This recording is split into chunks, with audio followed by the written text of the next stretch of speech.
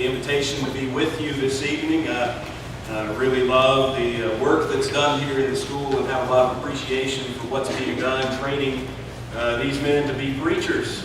And there's wonderful brothers that are in that program now, and I've gotten to know some of them very well over the few years that I've been in Orangeburg. I'm very thankful for everything that is done there.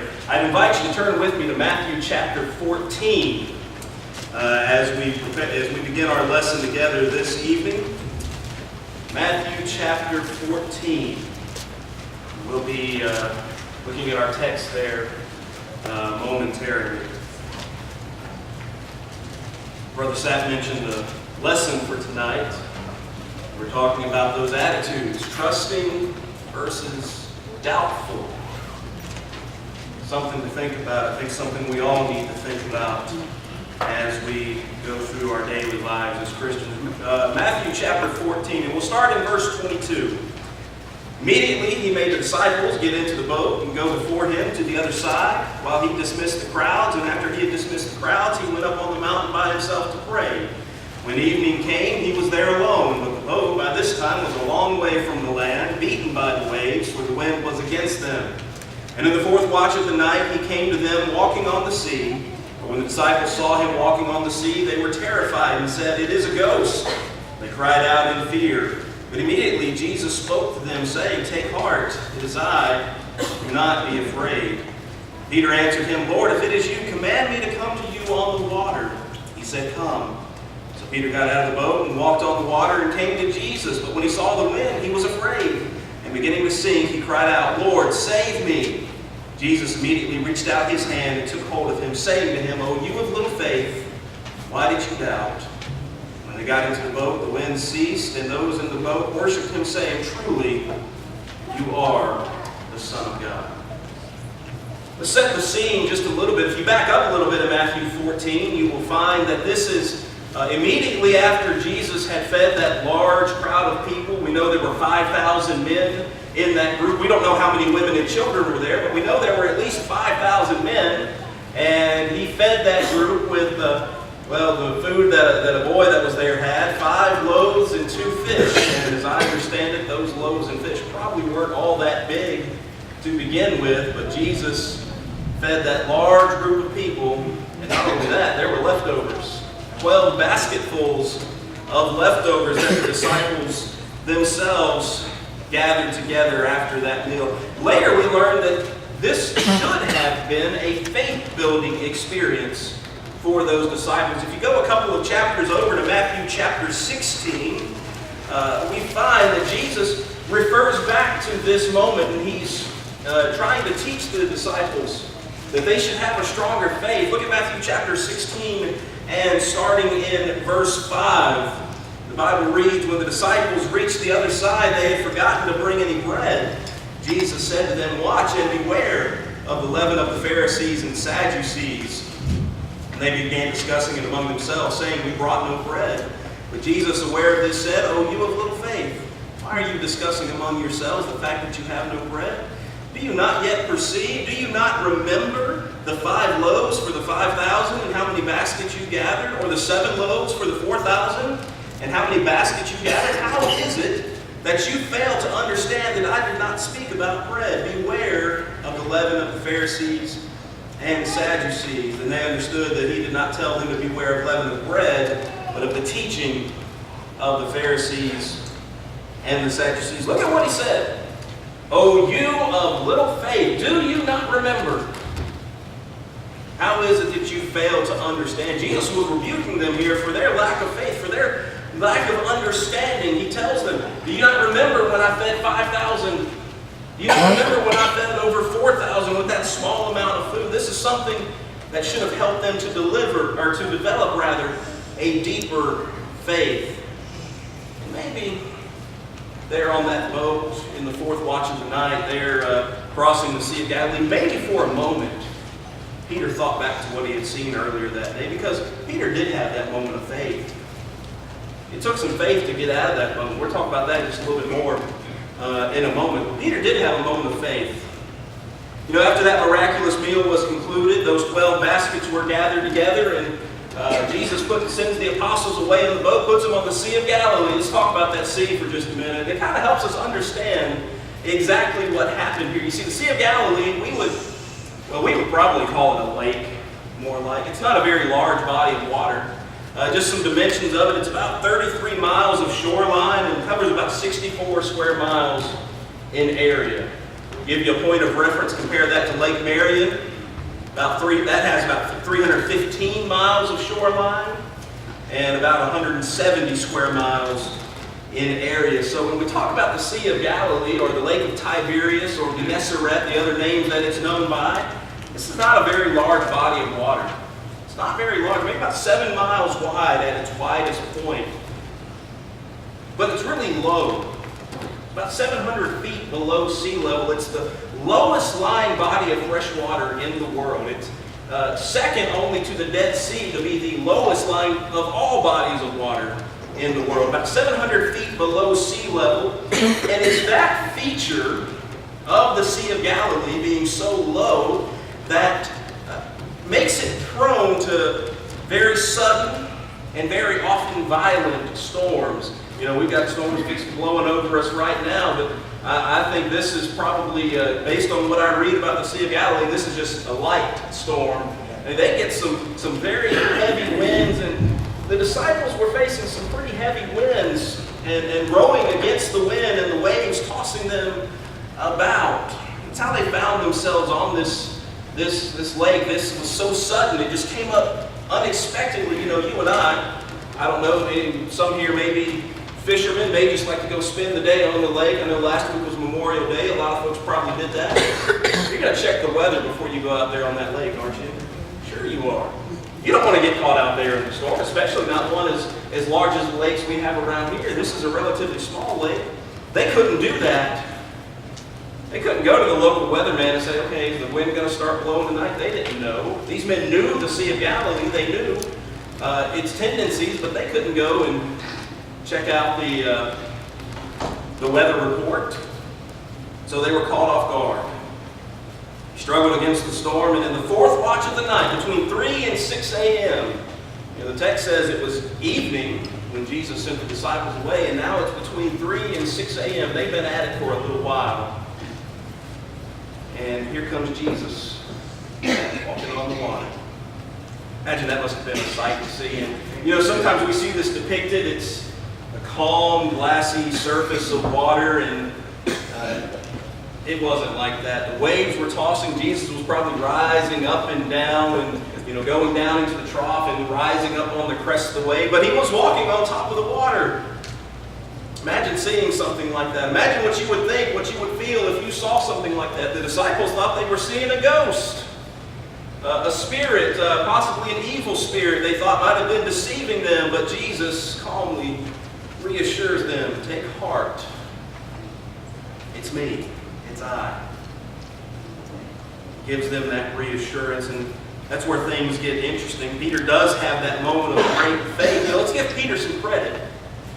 We give Peter such a hard time because he's so much like ourselves. Some open mouth, insert foot. I'm really good at that one. Peter was really good at that one. But he had a great moment of faith right here. Just to step out of that boat in the first place. Peter had never walked on top of the water before. This is the first time he'd ever seen somebody walk on top of the water. But he knew. He knew if this really was the Lord could command him. And he could walk out on top of that water. What an amazing moment that must have been. What a moment of faith. What a moment of trust that Peter had. But we know that faith faltered. I can't say the same thing wouldn't happen to me if I were in Peter's position. Again, like I said, that's what I love about Peter is it's like looking in the mirror sometimes, 2,000 years later. Peter walked on that water. He walked to the Lord. He came to Jesus. He didn't just stand there for a second. He actually walked. I don't know how far it was, but he took a few steps. And he looked around, saw the wind blowing, saw the waves tossing. He got afraid. He got scared. And that's when he starts to sink. He cries out to the Lord, Lord, save me! And the Lord does. Rebukes him gently. Oh, you of little faith. Why did you doubt? And he gets into the boat.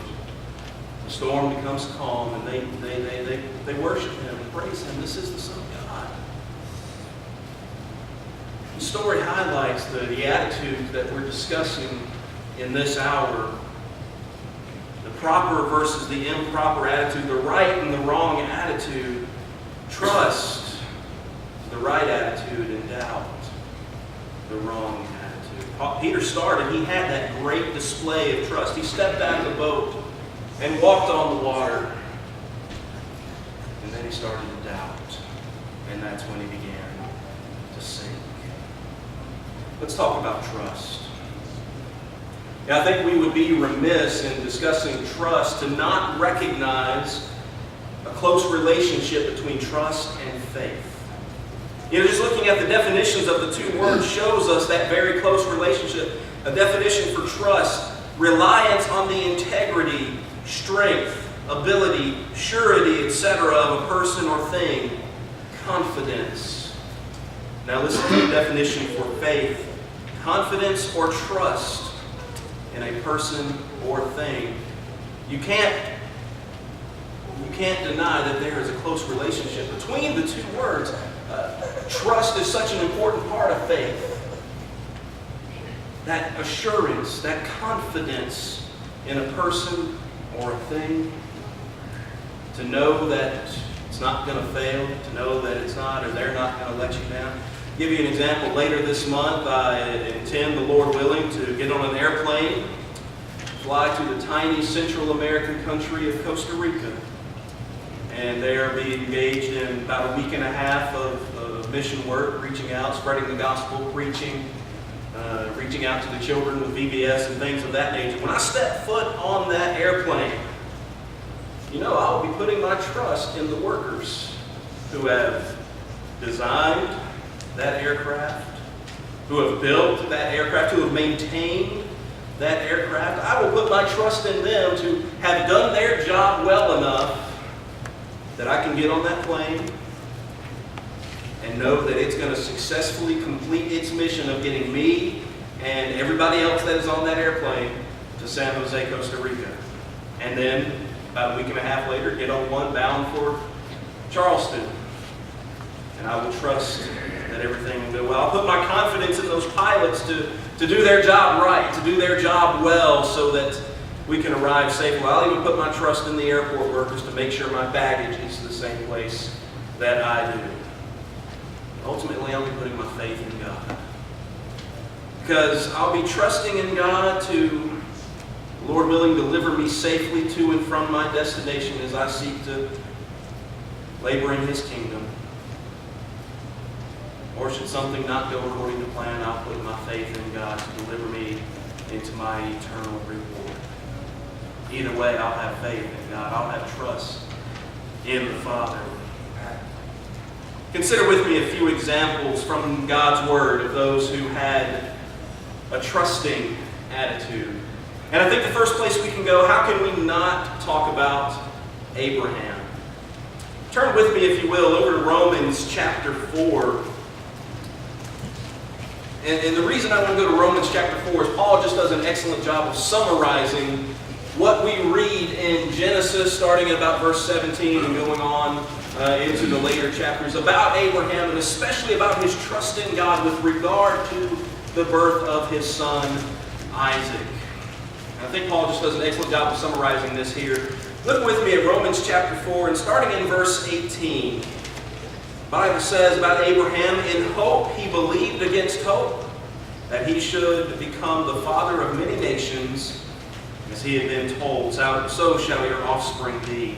He did not weaken in faith when he considered his own body, which was as good as dead, since he was about 100 years old.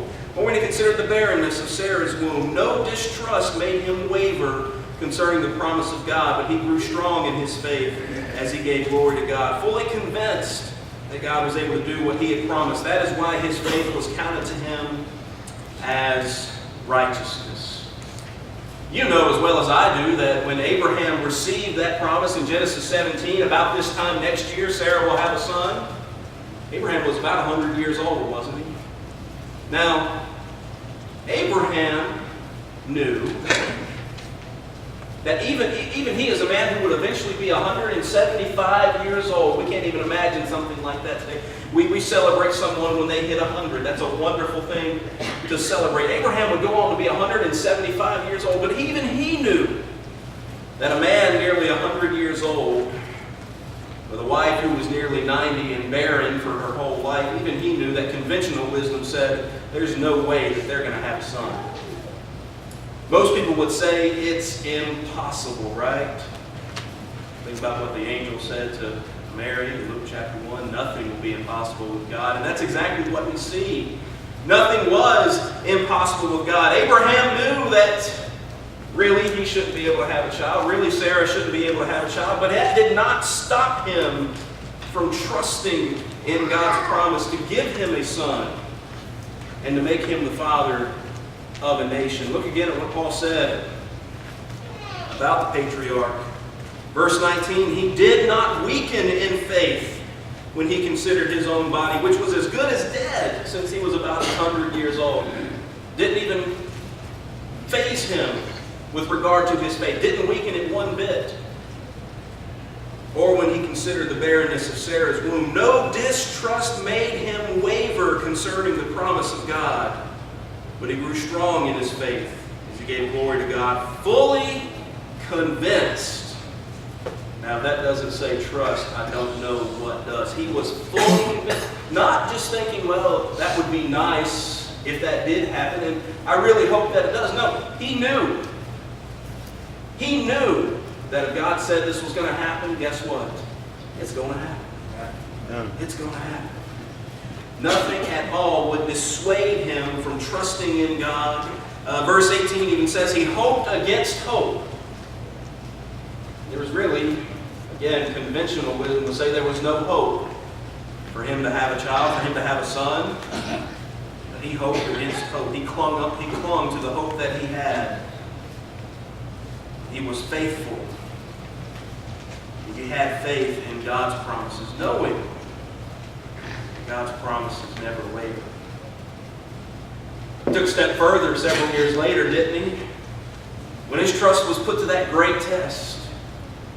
And I'm paraphrasing, of course. Abraham, take your son, your only son. Take him up to a mountain and sacrifice your son in that place. That was a test. That was a test for Abraham. And I really like the way the Hebrew writer summarizes what happened in Hebrews 11, 17 to 19. By faith, Abraham, when he was tested, he offered up Isaac, and he who had received the promises was in the act of offering up his only son, of whom it was said, through Isaac shall your offspring be named. He considered that God was able even to raise him from the dead, from which, figuratively speaking, he did receive him back. Hebrews 11, 17 through 19. The Hebrew writer said Abraham was in the act. When I picture this, I picture that Isaac is laying there on the altar. The wood is around him, and I picture Abraham with the knife over his son, poised to strike that killing blow. And then he hears that, "Stop! Don't do it." And then they find the ram over in the thicket. But he was in the act. He was ready to offer his only son. The Hebrew writer says he even considered that God was even able to raise him from the dead. Think about that for a second. What evidence did Abraham have that a person could be raised from the dead? Had he ever seen something like that before? Not from what we know of him. We can safely assume, I think, that he had never seen someone raised from the dead. Oh, certainly he had seen people die. He had seen people pass from his life. His own father had passed away many years before. But I had strong reason to believe Abraham had never seen somebody be raised from the dead, but he had such a strong faith. He said, if that's what it takes, for God to keep His promise about this son, then that's what it's going to take. And I'm going to do what God has told me to do no matter what. His trust, his faith did not waver. He never stopped trusting in God. He never stopped believing in those promises. Let's go to the book of Daniel for some other examples about trust. Daniel, Hananiah, Mishael, and Azariah. Of course, you probably know three of them a little bit better as Shadrach, Meshach, and Abednego. 4 young men taken in the very early days of the Babylonian captivity, taken from their home, taken to a foreign land, basically made to be Babylonians. You know, when's the last time you read these stories? Just ask yourself, when's the last time I sat down and read? You know, I know the later chapters of Daniel are kind of tough. There's a lot of difficult apocalyptic language in there. But when's the last time you sat down and read Daniel 1 through 6? These stories, these narratives, especially concerning these 4 men and the things that happened to them. And it's a terrible shame, I think, that these 4 men get relegated to the realm of children's stories, and that's the only time we think about them as a vacation Bible school or in a children's Bible class. I would invite you, take some time, go back and read these 6 chapters, these first 6 chapters of Daniel. Try to read them with fresh eyes. Try to read them without your Bible school knowledge coming into play. Just read these stories for what they are. I think you'd be surprised and you would be very encouraged by what you might find. Take, for example, Daniel chapter 1. You remember what happened in that chapter? That's probably one of the stories we don't talk about as much. You know, we like to talk about the lion's den, we like to talk about the fiery furnace, and I'm going to get to those in a second. But Daniel chapter 1, these 4 young men, they were probably, we would call them teenagers probably. They were 14, 15, 16 years old, maybe. They weren't very old. Young men. They were given a top-notch Babylonian education. They were, I mean, this was the Harvard of Babylonian school. This was the Ivy League that they were in. Not only that, they had pretty much anything they could desire. They had the best food, the best wine, the best place to stay. And you know what they said? You know what they said? The Bible actually says that they were so determined, they made it a point. They weren't going to defile themselves with the king's food and wine. They weren't going to, you know, this was the best you could get. I mean, this was, you know, the filet mignon of whatever they were eating at the time. It was the best. They weren't going to defile themselves with the king's food. And you know, that even could have meant their death. You know, they told the master of the eunuchs, they told him, well, just test us. Remember that? They said, test us. Was it 10 days, I think, brother? 10 days, test us. And at the end of that time, if we're not as fit or better than these other men, do what you want with us. Do what you want with us. I have strong reason to believe that probably could have meant they could have been killed. Nebuchadnezzar didn't have time for unfit Jewish men that weren't willing to eat the food that he gave them. They remained steadfast in their decision to be faithful to God. These young men, young people that are here tonight, you listen to, these men were not much older than some of you, maybe a little bit younger. How strong was their faith? How strong was their trust in God? I'm not going to defile myself with this king's dirty food. What about chapter 6? We know chapter 6, Daniel in the lion's den. An old man by this point, and the law comes down, the decree comes down from Cyrus that nobody's allowed to pray to any other god. They're only allowed to pray to the king. They can't worship their gods. And what does Daniel do? He goes up to his room, he opens the windows, he faces the direction, and he kneels down and prays. Now, not because the law was made. He wasn't trying to spite the king. That was what Daniel did every day. Even before the law was passed. He wasn't trying to be spiteful. And he knew what the punishment was. You think he believed? You think he knew that he would come out of the lion's den unscathed when he knelt down in his room to pray? I don't think so. I think he knew the very real possibility of his death. But he said, I'm going to pray. I'm going to be faithful, and I'm not going to stop. What about chapter 3? Chapter 3 is one of my favorite passages in all scriptures. Those other three men, Shadrach, Meshach, and Abednego, and they're given the opportunity, and Nebuchadnezzar builds this great golden statue. And he says, everyone who hears the music bow down and worship this statue, and these three men stand up. And they keep on standing. And it even gets to the point they're brought to the king, and he says, okay, I'm going to give you a second chance. Let's try this again. When you hear this music, you bow down and you worship this idol. They didn't even give him the chance to give them that second chance. He says in Daniel 3, in verse 16, Shadrach, Meshach, and Abednego answered and said to the king, O Nebuchadnezzar, we have no need to answer you in this matter. In other words, we don't have to tell you this again. If this be so, our God whom we serve is able to deliver us from the burning fiery furnace, and he will deliver us out of your hand, O king. Now watch verse 18. Watch it. But if not, be it known to you, O king, that we will not serve your gods or worship the golden image that you have set up. These three men trusted that God was able to deliver them from death. They had confidence that God could save them, but even if he did not. See, they knew that he could, but they didn't presume that he would. Even if he did not. Even if they perished, even if they burned in that fiery furnace, their faith, their dedication to God was not going to waver. These four men, Daniel, Shadrach, Meshach, Abednego, demonstrate on more than one occasion an unwavering trust in God. Let me borrow from the Hebrew writer one more time. Since we are surrounded by so great a cloud of witnesses, since we have these great examples that have demonstrated that unwavering trust in the past, and not only these, but so many others. Read about them in Hebrews chapter 11. Just read that whole chapter and read the first few verses of chapter 12 to go with it, because they go together in that passage. But read those together.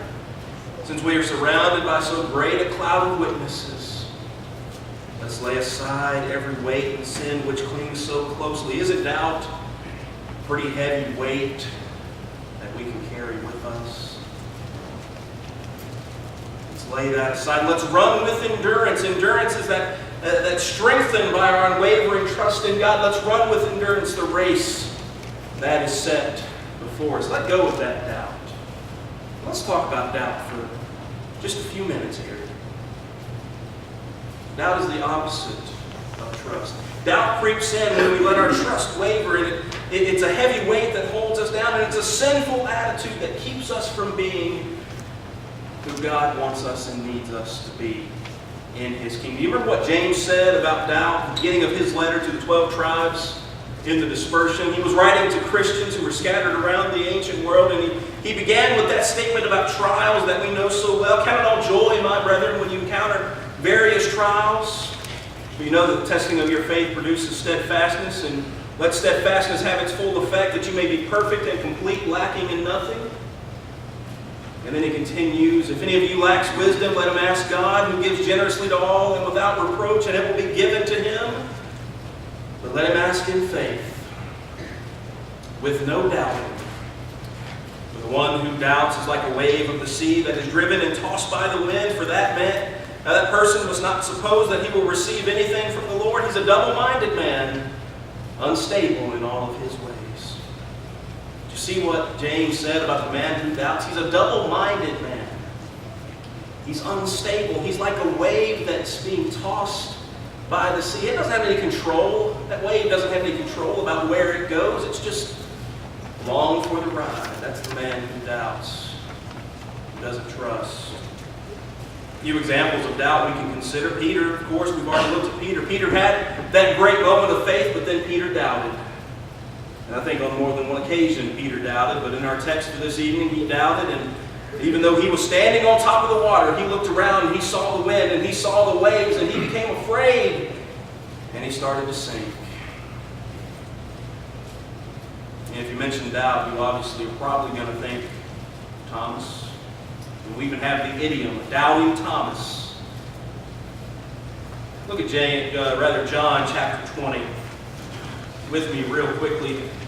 Just summarize what's said here. John chapter 20, Jesus appears to the disciples and Thomas is not with them. And then when Thomas is with them again, they're saying, hey, we saw the Lord. He is alive.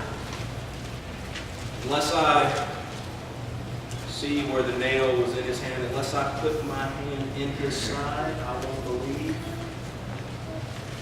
And later there's the Lord. Thomas, come here.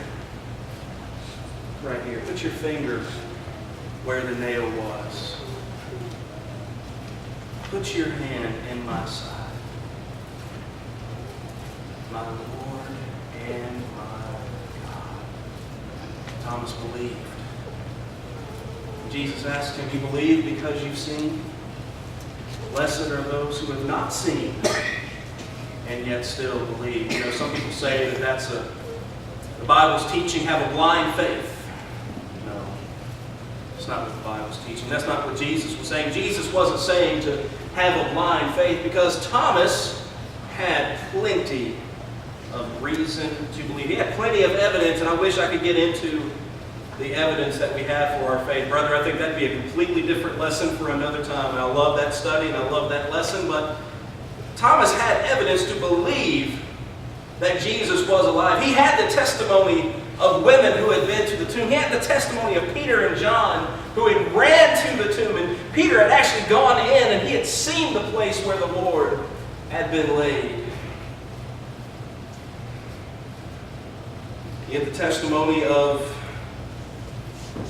his brothers who were telling him at that moment, hey, we saw the Lord. Then he had the word from Jesus himself. Jesus told them what was going to happen. He was going to die. He was going to be crucified. But he would be raised again. Thomas had the evidence. Thomas should have believed. And the same is true for you and I. We can't put our finger in the print of the nail. We cannot put our hand in his side. But we have every reason to believe, to have trust, to have faith. We have the eyewitnesses. We have the people who were there, who wrote down, by the inspiration of the Holy Spirit, they wrote down what they saw. They wrote down what they knew. By the providence of God, it's been kept for 2,000 years. Well, about 1,900 years since Revelation was finished, but still, all that time, it's been kept and it's been preserved. And you can read it in your own language. And you can have faith. Time we commit, we could talk about Elijah who had his doubts, and even though he had prayed for rain, or prayed that it wouldn't rain, and then prayed for rain, and even though he had stood against the 450 prophets of Baal, didn't Elijah still have doubts? Lord, I'm the only one. They killed the rest of your prophets, and I'm the only one. What did the Lord say to him? No, you're not. I have 7,000 that haven't bowed the knee to Baal. Elijah had some doubts, but Elijah had to be reassured. And what can we learn from these individuals? Well, we learn from Thomas and Elijah that doubt can happen to anybody. Anybody can succumb to doubt. Thomas had lived and worked with the Lord for a few years. He had heard everything that Jesus had said. He had heard those women who had been at the tomb. He had heard Peter and John who had been at the tomb, and his brothers who had said, we've seen the Lord. He had seen people raised from the dead, even Lazarus who was in the tomb for 4 days. But he let doubt overcome him. Elijah, one of the great prophets, all that he had done, all that he had witnessed, became a victim of that doubt. It can happen to anyone. But we don't have to be beaten by it. So what can we do about it?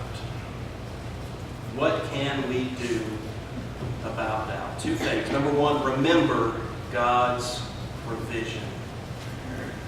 Remember God's provision. Remember what Jesus said in the Sermon on the Mount, Matthew chapter 6, starting at about 25 and going through the end of the chapter. Don't be anxious. Look at the birds. They don't gather up and harvest. They don't build barns, but neither do they worry about where their next meal is coming from. Look at the flowers of the field. They don't toil, they don't spin, but even Solomon was not arrayed as beautifully as one of these. If you spend all your time worrying, you're showing really that you don't have faith, that you don't trust God. And you can say it all day long, but if you're spending all your time worrying, that betrays the truth. Anxiety, worry, they come from doubt. So consider how God cares for His creation. He cares for the birds and He cares for the animals that He has made. They don't worry about where they're going to eat. How much more does God care for us, His children? And then that grass that's so beautifully arrayed, doesn't toil, doesn't spin, doesn't worry about if it's going to have what it needs. How much more can God's children trust our Father to give us what we need? So remember God's provision. Number 2, remember God's promises. 7 years ago, just about 2 weeks ago now, 7 years ago, 2 weeks ago, May 22nd, 2010, my lovely wife Sarah and I stood at the front of the church auditorium, and we stood in front of family and friends, and we both made a promise. She made a promise to me, and I made a promise to her that no matter what, she would be mine and I would be hers, and no one else would get in the way, and would be that way until death do us part. I trust my wife to keep her promise, and she trusts me to keep my promise. We have no reason to doubt one another in that regard. And if you're here tonight and you're here with a spouse, you've been married for however many years, isn't that a wonderful promise that has been made? To have somebody that you know you can count on, to have someone that you know you can trust. How much more can God's promises be trusted? We were driving in this evening, and as you can see, it's raining here now. We drove through that rain, but as we were driving, I kind of saw up in the sky